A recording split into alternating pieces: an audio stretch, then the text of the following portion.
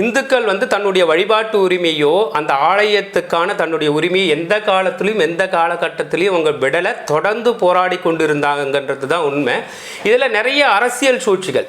So இன்னொரு விஷயத்தை நீங்கள் என்ன பார்க்கணும், இங்கே எப்படி ஸ்ரீரங்கம் கோயிலில் வந்து பிள்ளைலோகாச்சாரியார் தன்னுடைய மூல விக்கிரகத்தை அந்நிய படையெடுப்பாளன் கையில் மாட்டிடக்கூடாதுன்னு அதை எடுத்துகிட்டு போய் அவர் மறைவாக வச்சு அதை காப்பாற்றி 48 வருஷத்துக்கு அப்புறம் திரும்பி வந்து சேர்ந்தா மாதிரி, நீங்கள் அயோத்தியிலே எடுத்துலாம் சுவாமி ஷியாமானந்த மகராஜன்ற ஒரு மகாபுருஷர் அவர் என்ன பண்ணுறாரு, 1528 போர்களில் இந்துக்கள் தோற்கிற சமயம் தோற்று விடுவாங்கன்ற ஒரு அச்சம் இருக்கும்போது அந்த மூல விக்கிரகத்தை எடுத்துகிட்டு போயிட்டு அப்போ இருக்கிற சாளுக்கிய தேசமான கன்னட தேசத்தில் கொண்டு வந்து அதை மறைச்சி வச்சு வழிபாடு இருந்திருக்காங்க. இந்துக்களுக்கு அந்த மூலமூர்த்தின்றது அவ்வளோ புனிதமான ஒரு விஷயம்.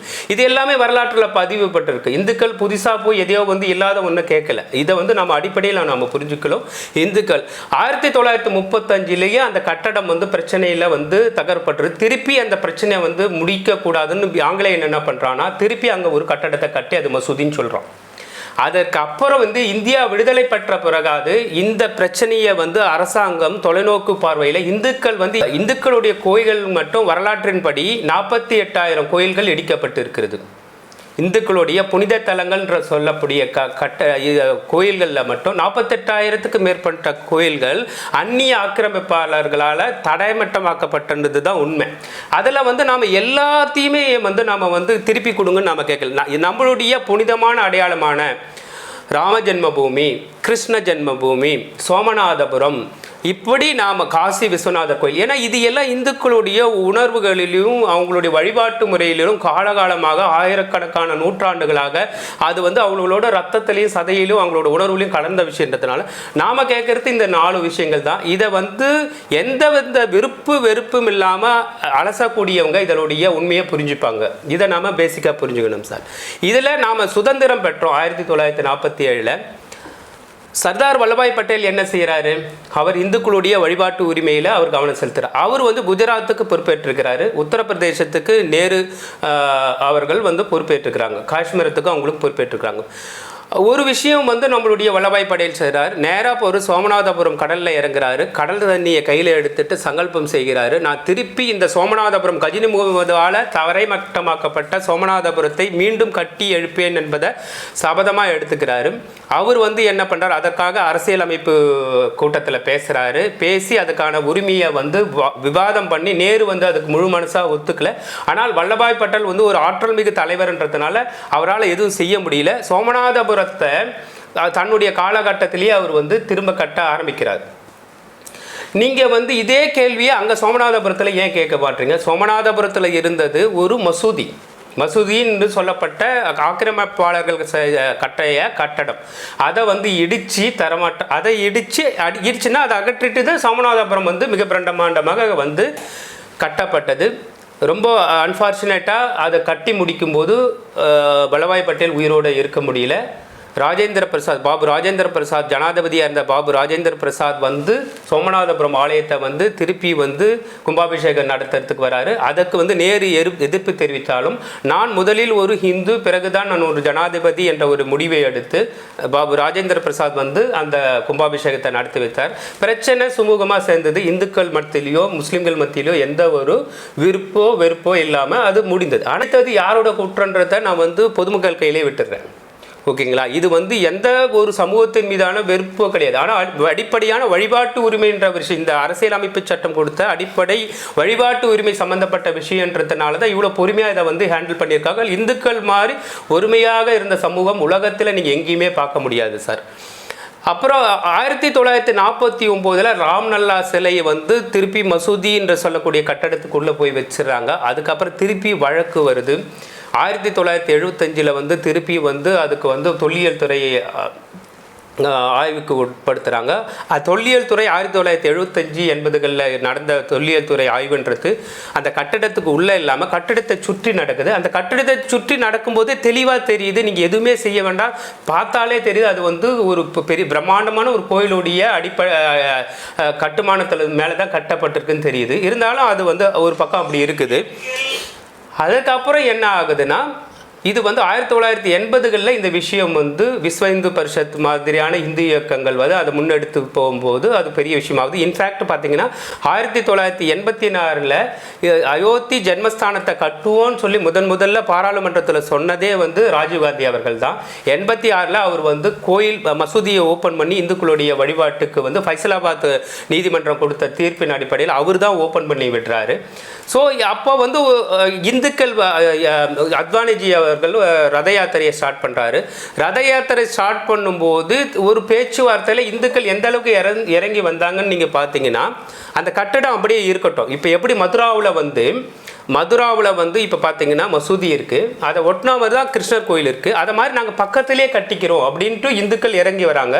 ஆனாலும் அவங்க அதுக்கு இறங்கி வந்த இஸ்லாமியர்களை கூட சில அரசியல் சக்திகள் அவர்களை குழப்பி, இல்லை நீங்கள் இதுக்கு உடன்படக்கூடாது அப்படின்னு சொல்லி குழப்பி கடைசியில் வழக்கு வந்து நீதிமன்றத்துக்கு போகுது.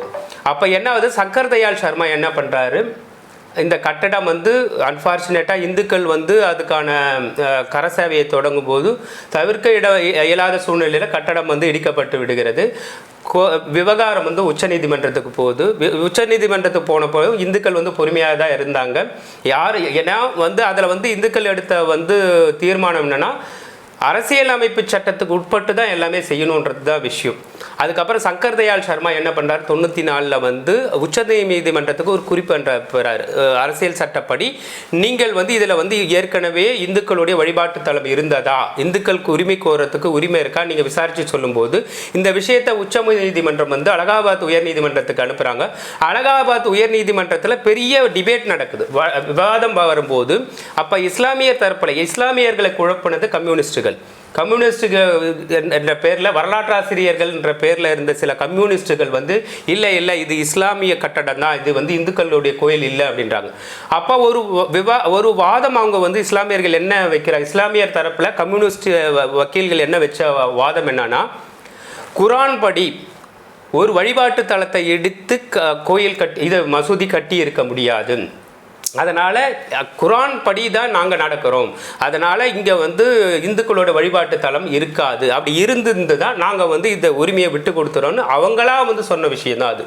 இஸ்லாமியர்கள் என்ற தரப்பில் வந்து சொன்ன வாதம் தான் இந்த பிரச்சனை முடியறதுக்கே காரணம். ஒரு வகையில் நம்ம எல்லாருமே அது இஸ்லாமியர்களுக்கு நம்ம நன்றி சொல்லணும். அவங்க அந்த வாதத்தை வந்து அலகாபாத் உயர் நீதிமன்றத்தில் வைக்கிறாங்க. அதாவது இது வந்து கோயில் கட்டுமானத்துக்கு மேலே தான் வந்து மசூதி கட்டப்பட்டது அப்படின்னு நீங்கள் வந்து நிரூபித்தா நாங்கள் எங்களோட உரிமையை விட்டு தந்துடுறோம் அப்படின்னு சொல்கிறாங்க. ஸோ அதற்கு அப்புறம்தான் கோர்ட்டு வந்து ஏஎஸ்ஐஐ ஆர்கியாலஜிக்கல் சர்வே ஆஃப் இந்திய தொல்லியல் துறையை வந்து ஒரு நிபுணர் குழு வச்சு அந்த நிபுணர் குழு ஒட்டு மொத்தமாக அந்த பகுதியை ஆராய்ச்சி செய்து இருக்கக்கூடிய நவீன விஞ்ஞான உத்திகள் அனைத்தையும் பற்றி இதெல்லாம் கூட நீங்கள் பார்த்தீங்கன்னா கிட்டத்தட்ட 48 பேர் அதுக்காக ஒர்க் பண்ணியிருக்காங்க. ஒவ்வொரு விஷயமும் வீடியோகிராஃபி செய்யப்பட்டு பதிவு செய்யப்பட்டு அதிலிருந்து கண்டுபிடிக்கப்பட்ட எல்லா பொருள்களையும் ஆவணப்படுத்தப்பட்டு கடைசியில் அது ரகசியமாக இருந்த அந்த அறிக்கை நீதிமன்றத்தில் சமர்ப்பிக்கப்படுது. அதில் பார்த்தீங்கன்னா அந்த ஆர்கியாலஜிகள் பார்த்தீங்கன்னா ஒரு 5 அடி தோணுனோடனே ஒரு ஹனுமன் சிலை கிடைக்குது. இந்து பிரம்மாண்டமான கோயில் இருந்ததுன்றதுக்கு அடையாளமாக ஒரு 76 மிக பிரம்மாண்டமான பில்லர்கள் உள்ளே இருக்குது. சீதாதேவியுடைய சிலை கிடைக்குது, சிவலிங்கம் கிடைக்குது. அப்படின்னு சொல்லிட்டு ஒரு 1000க்கும் மேற்பட்ட ஆர்கியாலஜிக்கல் எவிடன்சஸ் வந்து கிடைச்சி அது இன்னமும் வந்து பத்திரப்படுத்தப்பட்டு ஆவணப்படுத்தப்பட்டு கடைசியாக இந்த ஆவணங்கள் வந்து உயர்நீதிமன்றத்தில் வந்து சமர்ப்பிக்கப்படுகிறது. சமர்ப்பிக்கப்பட்டோன்னா நீதிபதிகள் அனைவருக்கும் அதில் இருந்த நீதிபதியில் 3ல் ஒருவர் வந்து இஸ்லாமியர் தான். ஓகேங்களா, எல்லாருமே ஏற்றுக்கொண்ட விஷயம் என்னென்னா இது வந்து ஒரு இந்து கோயிலின் மீது தான் கட்டப்பட்டு இருக்கிறது. இப்போ 2010 தீர்ப்பு கொடுக்குது அலகாபாத் உயர் நீதிமன்றம் தீர்ப்பு கொடுக்குறாங்க. என்ன தீர்ப்பு கொடுக்குறாங்கன்னா, இந்த இடத்தை அந்த சர்ச்சைக்குரிய 2.29 ஏக்கரை 3 பேருக்கு பிரித்து கொடுக்குறாங்க. இஸ்லாமியர்களுக்கும் நிர்மோகி அகாராவுக்கும் ராம்லல்லாவுக்கும் 3 பேருக்கும் பிரித்து கொடுக்குறோன்னு சொல்கிறாங்க. இந்த 3 பேருமே அந்த தீர்ப்பில் வந்து உடன்படலைன்றது தான் அந்த பிரச்சனை முடியாதது 2010 முடியாததுக்கு காரணம். ஏன்னா அது நியாயமான தீர்ப்பாக இல்லை. ஏன்னா இருந்தது இந்து கோயில்ன்றது வந்து ஆர்கியாலஜிக்கல் எவிடன்ஸ் படி ப்ரூவ் ஆயாச்சு.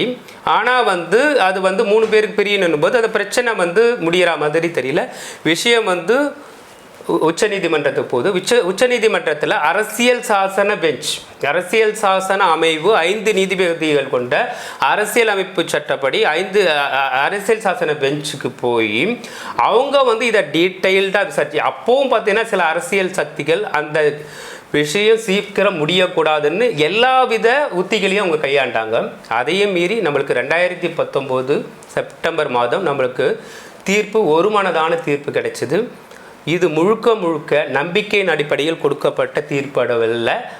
அறிவியல் பூர்வமாக, விஞ்ஞான பூர்வமாக, தொல்லியல் துறை சான்றுகளோடு பிற இதர ஆவணங்களோடு வரலாற்று நூல்களை ரெஃபர் பண்ணி, இன்ஃபேக்ட் பார்த்தீங்கன்னா பாபர் எழுதிய பாபர்நாமா என்ற தன்னுடைய சுயசரிதை புத்தகத்தில் அவர் பக்கத்தில் கிளியராக இருக்குது, அந்த பேஜில் இருந்து எல்லாம் சப்மிட் பண்ணியிருக்காங்க.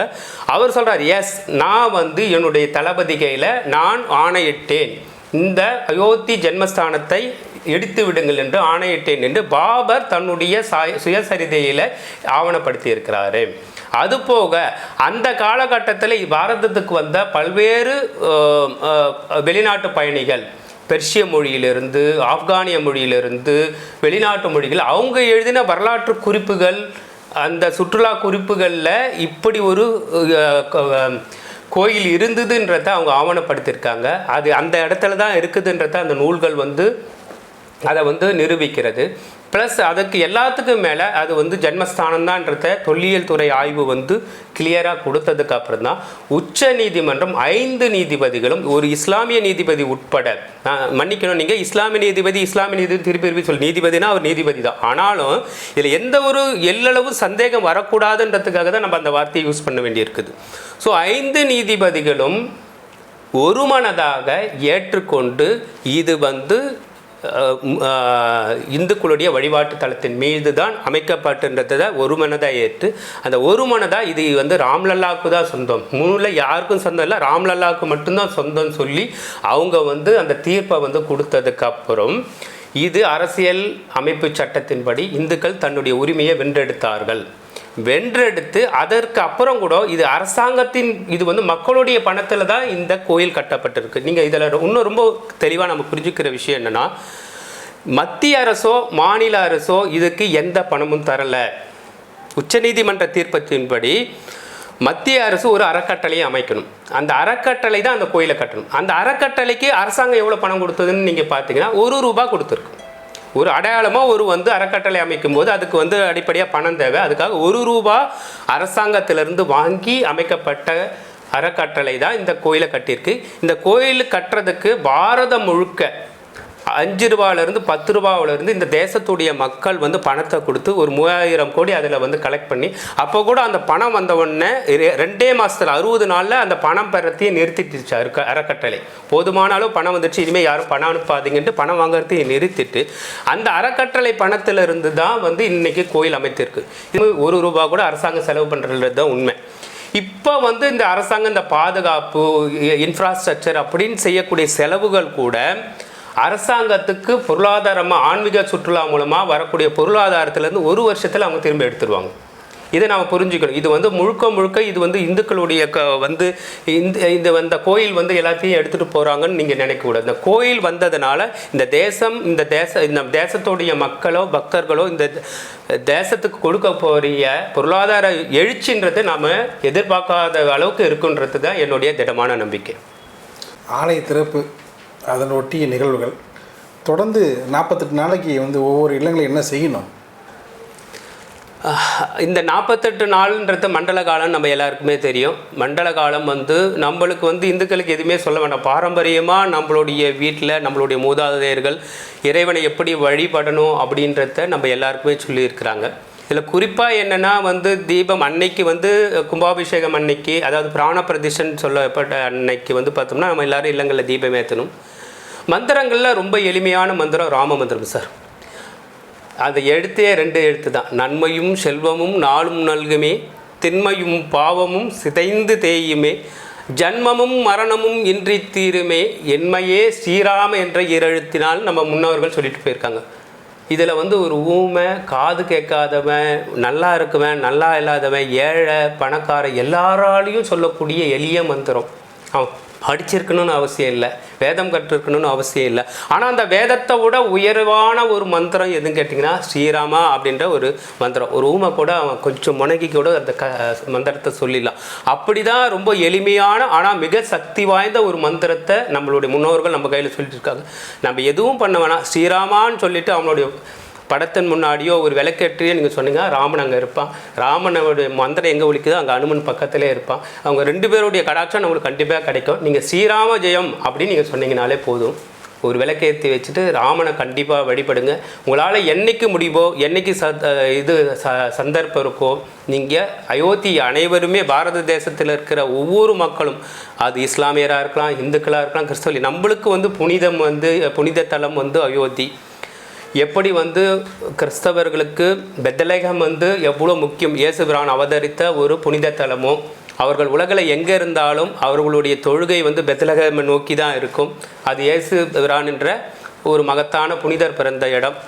அதே மாதிரி இஸ்லாமியர்கள் எடுத்தனா அவர்கள் எங்கே இருந்தாலும் மெக்காவை மெதினாவை நோக்கி தான் அவங்களோட தொழுகை இருக்குது. அவங்களுடைய புனித தலம் அது. அதே மாதிரி இந்துக்களுடைய புனித தலம் அயோத்தியா. எங்கே இருந்தாலும் அயோத்தியை நோக்கி நாம் மனதார வணங்கி ஸ்ரீராமான்னு சொல்லுவோம். அதுதான் இந்த 48 நாளில் 48 நாளுக்கு அப்புறமும் நம்ம செய்ய வேண்டிய விஷயம். இது என்ன நமக்கு தமிழ்நாட்டுக்கு என்ன சிறப்புன்னா, அயோத்திக்கும் ஸ்ரீரங்கத்துக்கும் உள்ள தொடர்பு தான் பெருமையாக பேசப்பட்டது. அதை கொஞ்சம் சுருக்கமாக. ராமனுடைய குலதெய்வம் அப்படின்னு நீங்கள் எடுத்துட்டிங்கன்னா, ராமன் இஷ்வாகு குலத்தை சேர்ந்தவன். நம்ம எல்லாருக்கும் சூரிய வம்சத்தை சேர்ந்த நம்ம எல்லாருக்குமே தெரியும். அவனுடைய வழிபடு தெய்வம் ராமனே வழிபட்ட தெய்வம், ராமனே வழிபடு தெய்வம். அவன் வழிபட்ட தெய்வம் யாருன்னு கேட்டேன்னா சாட்சாத் ஸ்ரீரங்கம் ரங்கநாதன் தான். அவன் தான் பள்ளி கொண்டு இருந்தான். ராமன் நித்தம் துதித்த குலதெய்வம் யாருன்னு கேட்டிங்கன்னா அரங்கன் தான். இந்த அரங்கர் இப்போ நாம் திருவரங்கத்தில் நம்மளுக்கெல்லாம் ஒரு மிகப்பெரிய பாக்கியம். தமிழ்நாட்டில் அரங்கன் பள்ளி கொண்டு இருக்கிறான். அவர் முதல்ல நீங்கள் திரேதாயுகத்தில் எடுத்திங்கன்னா அரங்கன் எங்கே இருந்தார்னு கேட்டிங்கன்னா, ராமனுடைய குலதெய்வமாக அயோத்தியில் இருந்தார். ராமர் இருக்கிற வரையும் அந்த குலதெய்வமாக ஸ்ரீரங்க அரங்கநாதனை தான் வழிபட்டுட்டு இருந்தார். பட்டாபிஷேகம் முடிந்தது. ராமன் என்ன செய்கிறாரு, எல்லாருக்கும் ஒரு பரிசு கொடுக்குறார். தன்னுடைய கூட சோதனையான அந்த 14 ஆண்டுகள் தன்னுடைய கூட இருந்தவங்களையும் இந்த தேசத்தை சிறப்பாக வழிநடத்திய எல்லாருக்கும் தன்னுடைய பரிசு அன்பை வெளிப்படுத்துகிறவருமா ஒரு பரிசை கொடுக்குறாங்க. கடைசியாக விபீஷ்ணனுடைய முறை வருது.